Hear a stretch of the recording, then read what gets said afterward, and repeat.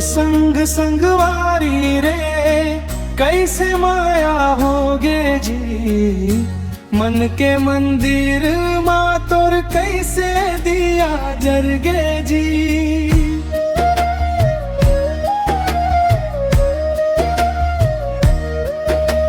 छूटे ना ये साथ कभू ऐसन कसम खा ले बे। तोर बिना ये जिंदगी आधा आके मौला बता देवे। माया के डोरी कभू टूटे ना गोइया। तोर बिना मोर सुना लागे रे भुइया। माया के डोरी कभू टूटे ना गोइया। तोर बिना मोर सुना लागे रे भुइया।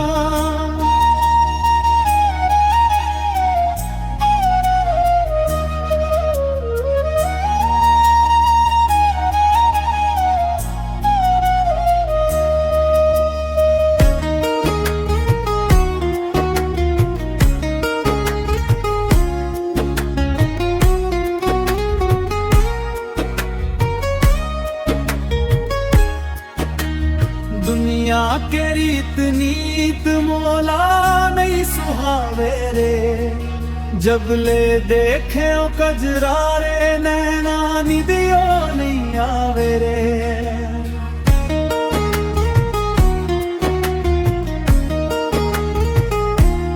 ओ सास सास माँ नाम है तोरे हृदय माँ तोर बास है।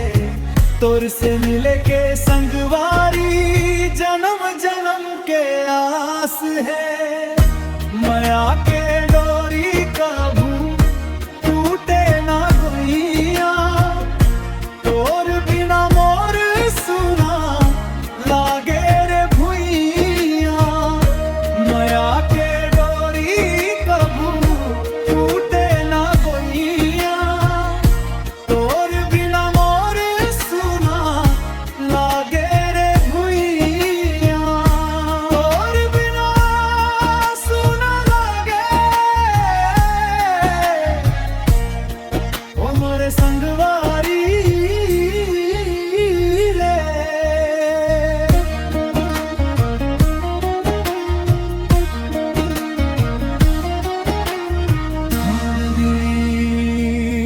होती हुई बांसुरी की आवाज